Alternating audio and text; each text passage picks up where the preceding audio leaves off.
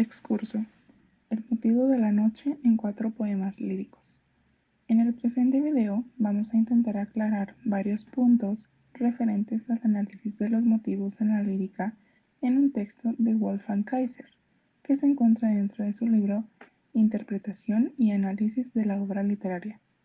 Nosotros, José Alfredo Jasso Flores, Andrea Azucena López Rico, Karen Daniela Vázquez Yáñez y Ana Cecilia Sánchez Valdés, esperamos que la información que presentamos sea comprensible y de su agrado. A modo de introducción, tenemos la siguiente frase de Kaiser. El filósofo Dilthey veía en la investigación de los motivos el método más prometedor, el más lucrativo de la historia de las literaturas comparadas. Los motivos son unidades, diremos temáticas, que aparecen en las más diversas combinaciones, empapados de una fuerza motriz. Acorde a lo que dice Kaiser en su libro, no es correcto esperar que cada motivo tenga un carácter genérico claro. Si investigamos los motivos de una obra literaria, podemos notar que su importancia es diversa. En la lírica, para considerarse motivos deben ser entendidos como situaciones significativas. Su trascendencia no consiste en el desarrollo de la situación, sino en que se tornan vivencias para un alma humana y se prolongan interiormente las emociones en ella. El yo no se refiere a un solo momento, sino que se emociona por tener presente todo aquello relacionado con lo que refiere al motivo. Addison. The spacious firmament on high, with all the blue ethereal sky, and spangled heavens, a shining frame, their great original proclaim. Ton-wearied sun from day to day, and publishes to every land the work of an almighty hand. Soon as the evening shades prevail, the moon takes up the wondrous tale, and nightly to the listening earth repeats the story of her birth. Whilst all the stars that wound her burn, and all the planets in their turn, confirm the tidings as they roll, and spread the truth from pole to pole. What though in solemn silence all move round the dark terrestrial ball? What though nor real voice nor sound amidst their radiant orbs be found? In reason's ear they all rejoice, and utter forth a glorious voice, forever singing as they shine, the hand that made us is divine. Versión en español. El espacioso firmamento arriba, con toda la azul bóveda etérea y el tachonado cielo, templo resplandeciente, proclaman la grandeza de su autor. El incansable sol, día tras día, manifiesta el poder de su creador y proclama por toda la tierra la obra de una mano omnipotente. Apenas las sombras de la tarde prevalecen, la luna cuenta a su vez el relato maravilloso, y de noche a la tierra que escucha repite la historia de su nacimiento. Mientras todas las estrellas que arden en torno y todos los planetas a su vez confirman el mensaje con su giro y difunden la verdad de polo a polo, ¿qué importa que todos en silencio solemne se muevan alrededor de la oscura esfera terrestre? ¿Qué importa que ni voz ni sonido verdaderos entre sus orbes radiantes se encuentren? Para el oído de la razón todos ellos exultan y lanzan una voz gloriosa, cantando sin cesar mientras fulguran. La mano que nos hizo es divina. Veamos un poco la estructura que le dio Kaiser al poema de Addison, tomando en cuenta los 4 puntos importantes que el mismo Kaiser sacó del poema, como el uso que le dio a los astros a lo largo del poema, mostrándonos algunos como la luna, las estrellas y los planetas. Teniendo en cuenta que no se hizo uso del sistema de Copérnico, Kaiser logró identificar este movimiento de los astros en su esplendor, que es el Sol. Además, Kaiser ha identificado la falta de un yo que se siente en los otros poemas porque es sustituido por la reason, o la razón en español, ya que se hizo uso del pensamiento para darle una directriz de acción al poema haciendo uso de los astros. Como sabemos, la teoría heliocéntrica de Copérnico es esa teoría que decía que los planetas giraban alrededor del Sol, teoría que hoy en día se cree y se sabe que es cierta.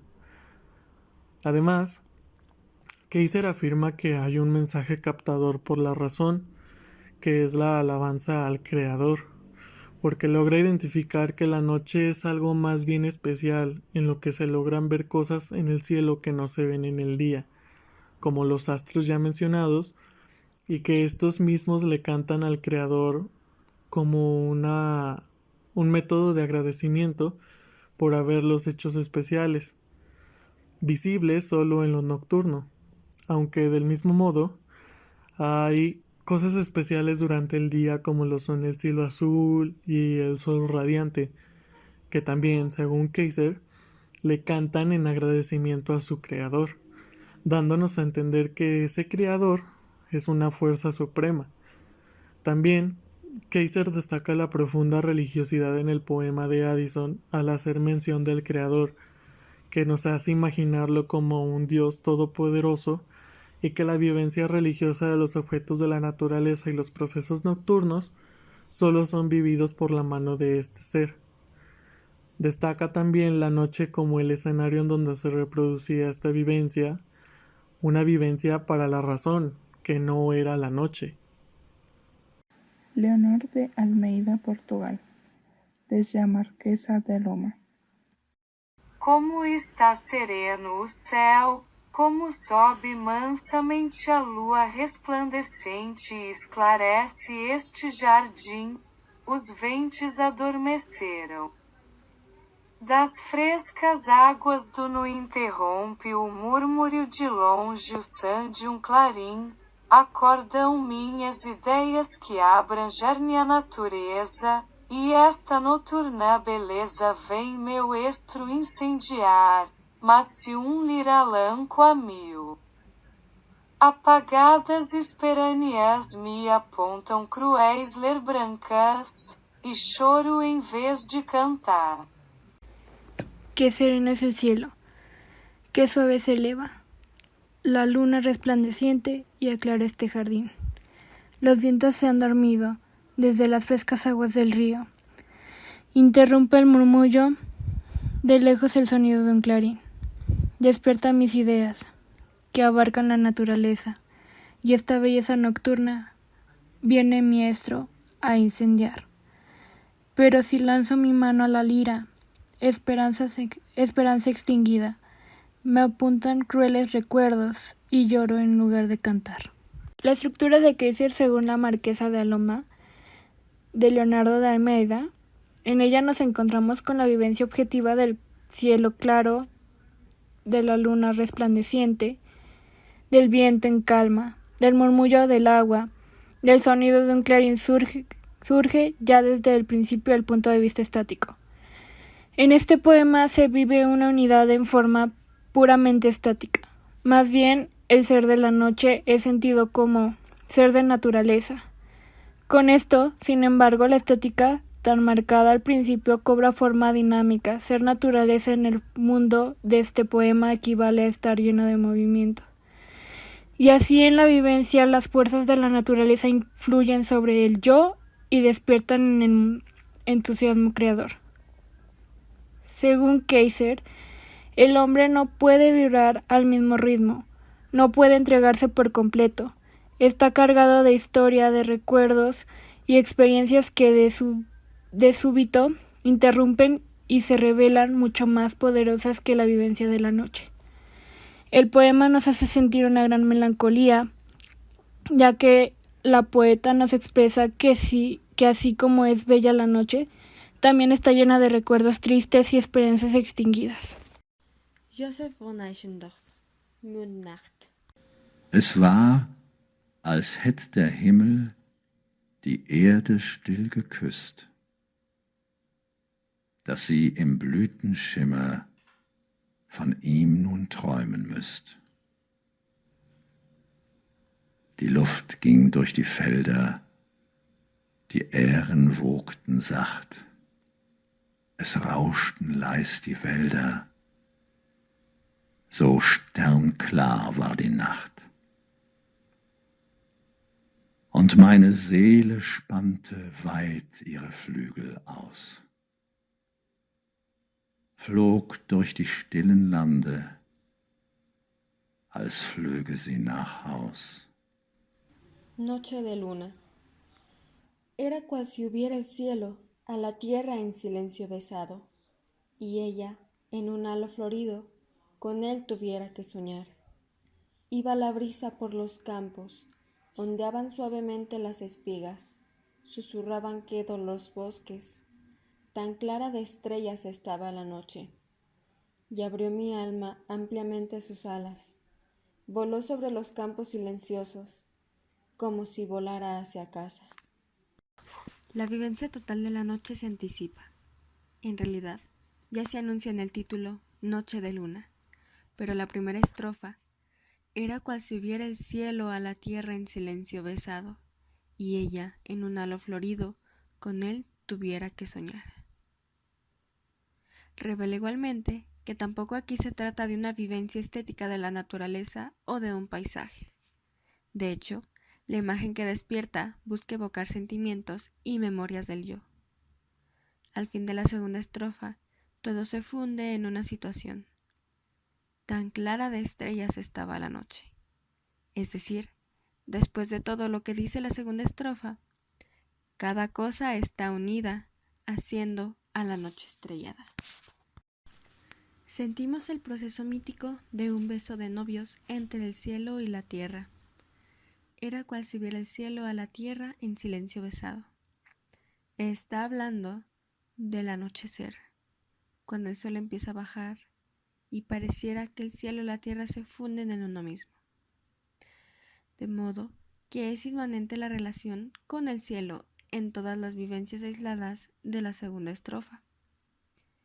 Iba la brisa por los campos, ondeaban suavemente las espigas, susurraban quedo los bosques, tan clara de estrellas estaba la noche. A este acontecimiento mítico, a la singularidad de esta noche clara, estrellada, se entrega en absoluto el yo que experimenta la vivencia. Y abrió mi alma ampliamente sus alas. Se entrega al cielo o a la noche que aparece en alma para dejarse llevar por las sensaciones que está evocando esta situación. Desarrolla la objetividad a partir de determinado punto de vista de un yo que siente. Estas sensaciones son táctiles como la brisa, acústicas como los susurros, u ópticas como las espigas que se mueven o la claridad de las estrellas, que en la segunda estrofa participan de la vivencia de la noche. Es decir, todas estas situaciones son propias de la noche. En la estrofa inicial, en cambio, se da la vivencia en otros estratos del alma. La objetividad de este poema abarca más de una serie de elementos de la naturaleza, vividos sensorialmente. A medida que aparecen, se van diferenciando menos. Al mismo tiempo, el paisaje se ensancha y se amplía. Es decir, si en la primera estrofa nos está hablando del anochecer y que esto recuerda a un beso de novios, entonces todo esto son sensaciones que despierta la naturaleza. Después, con todas estas sensaciones táctiles y acústicas, no emocionales o de sentimientos, empieza entonces a ensancharse todo el ambiente al punto que el alma abre sus alas. Aquí ya no rige la separación entre naturaleza y hombre.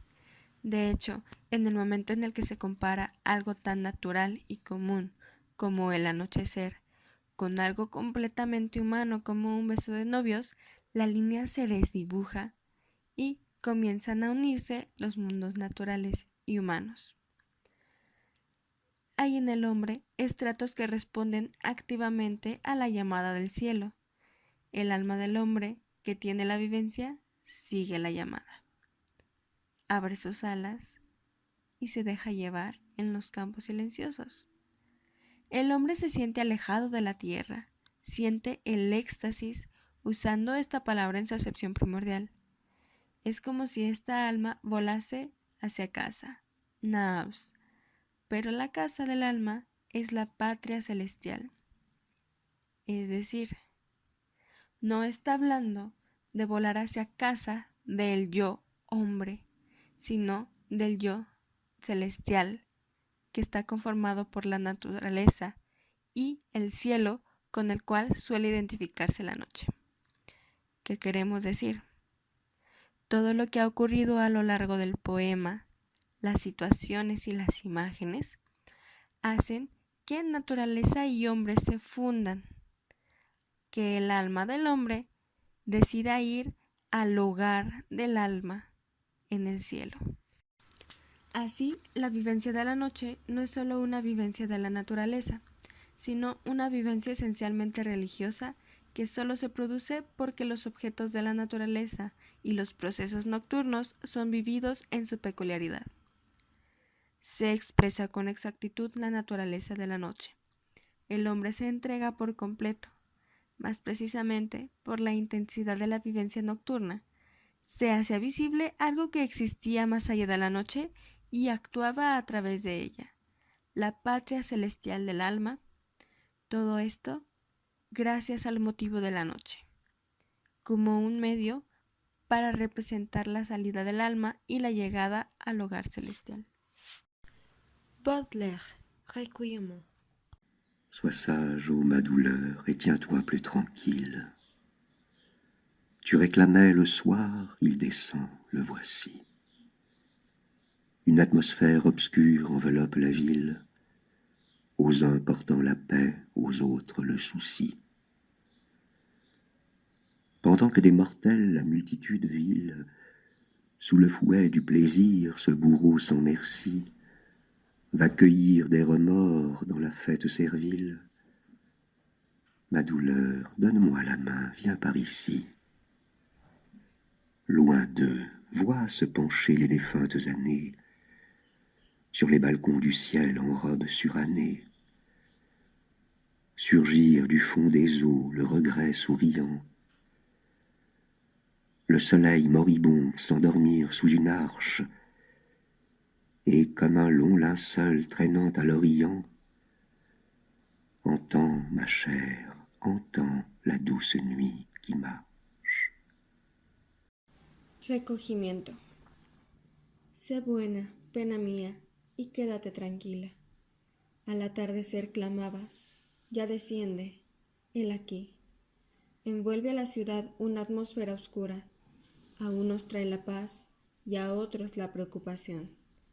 Mientras que la vil multitud de los mortales, bajo el látigo del placer, ese verdugo sin piedad va a recoger remordimientos en la fiesta servil. Pena mía, dame la mano, ven aquí. Lejos de ellos, mira inclinarse los años difuntos en los balcones del cielo, en vestidos anticuados. Surge del fondo marino el arrepentimiento sonriente.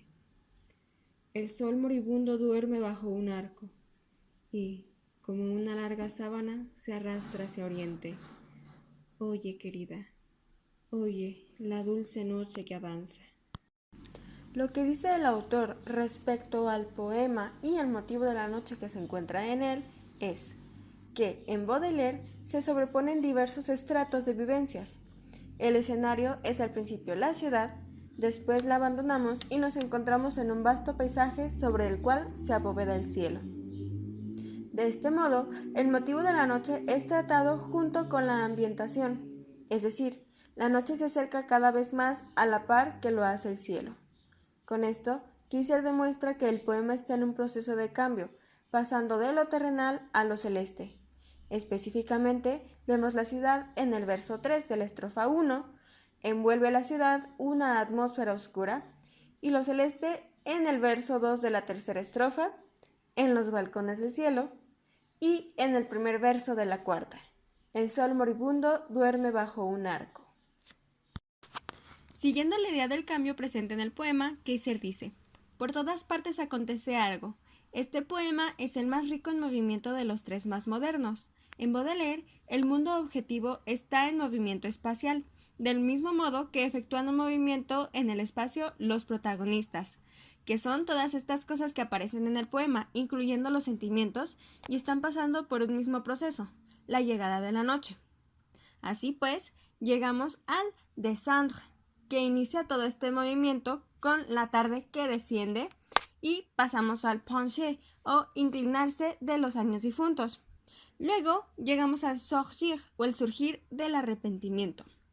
Después viene el endormir, o el dormirse del sol, junto con su traîner, o su arrastrarse hacia el horizonte. Después llega el marcher de la noche, que es lo último que hacen en todo el poema. Así, retomamos la idea del movimiento que pasa de lo terrenal al cielo, movimiento que para el yo es perceptible gracias a todas estas acciones individuales. Recordemos que en el segundo verso se nos avisa la llegada de la noche, que es esperada por el yo y su pena. Al atardecer clamabas, ya desciende, hela aquí.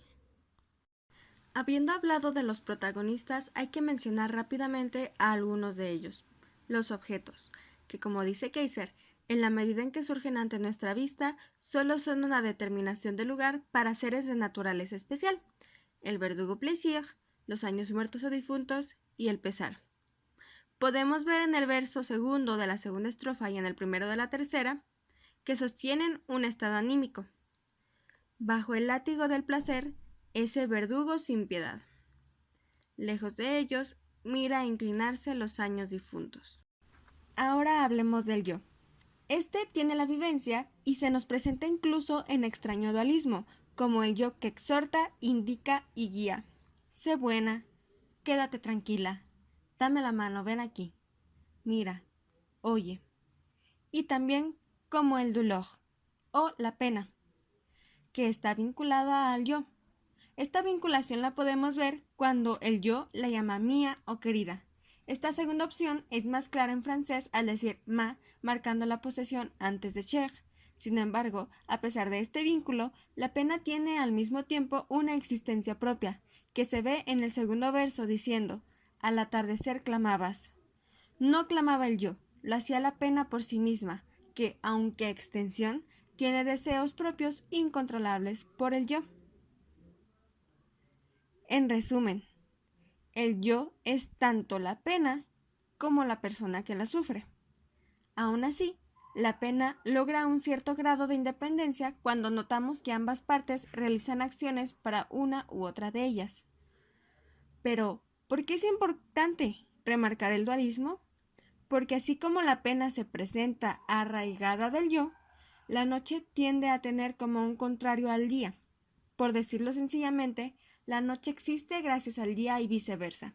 Aunque son distintos, se necesitan. Así pasa con el yo y el dolor.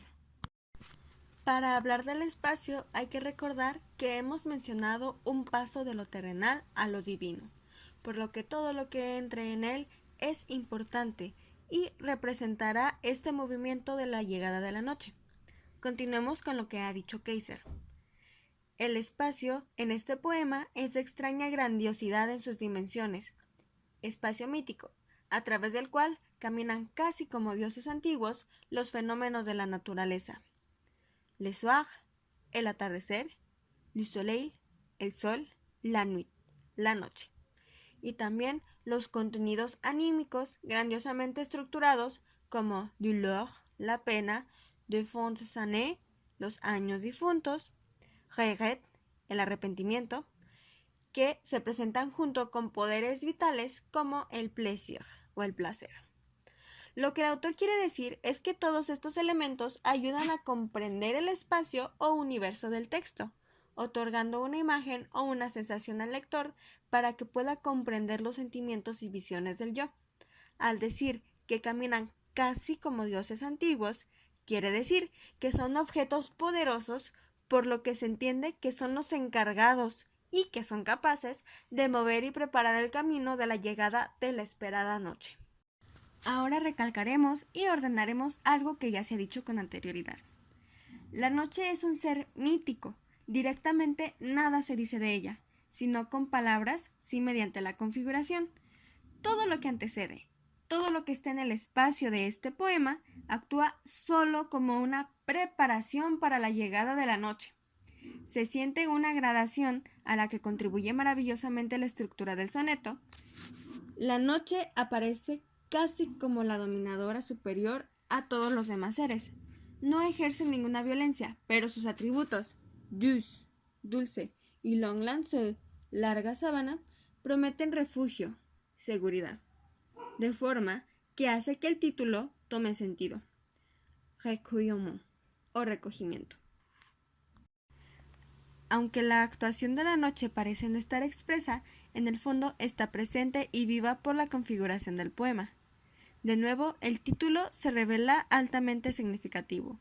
Recueillement, recogimiento. Da nombre, precisamente, al centro secreto del poema.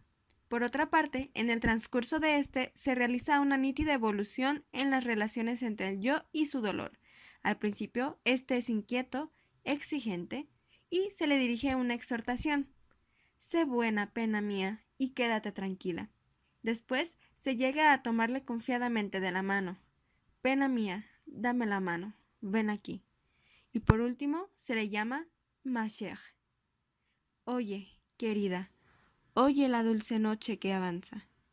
La aproximación de la noche ha calmado al dolor, le ha reconciliado con el yo, los ha fundido a ambos en íntima comunión. Es decir, a pesar de que la noche no termina de llegar en el poema, su entrada o acercamiento es lo suficientemente fuerte para que el dolor del yo sea más llevadero. Podemos ver que cuando el poema trata de la noche, no significa que hable de la noche en sí y las características típicas que siempre tiene, sino que busca emular sentimientos e imágenes que con ella se relacionen y que puedan convivir sin que la imagen nocturna desaparezca. En Baudelaire no existe nada más allá de la noche. Todo ocurre dentro de ella. En el último verso, la vista se vio obligada a recorrer los límites de este espacio hacia oriente, y aunque el mundo sea más multiforme y más dispar que en cualquiera de los otros poemas, todo obedece aquí al sortilegio de la douce nuit, que se aproxima. Así pues, podremos encontrar que al buscar recorrer y quizás sobrepasar los límites de la noche, se quiere también encontrar el estado mínimo de la pena, pues esta dulce noche, tan añorada, es dulce por lo que hace por el yo, darle calma. Es interesante que la nuit, en el idioma francés, se refiere al momento de dormir, no solamente al contrario del día, a la oscuridad o al silencio. Esto sería la soirée. Por tanto, la espera de la noche conlleva dormir y quizá más que el sueño del yo, se busca el de la pena. Por eso es que el yo le recuerda constantemente que está a punto de llegar la nuit, y a medida que lo hace, como si se tratara de una canción de cuna, la pena va adormeciéndose, junto con el sol. Curiosamente, ambos elementos mantienen despierto al yo. Conclusiones del autor. La presencia de una o varias características en estos poemas no significa que el resto de textos del mismo género, nacionalidad o época sean iguales, puesto que la motivación del artículo no reside en generalizar o clasificar, solo en demostrar el uso de un solo motivo, en este caso la noche, en situaciones sumamente distintas. De este modo, tampoco pretende exponer alguna información relevante sobre los poetas habiéndose limitado a la simple interpretación.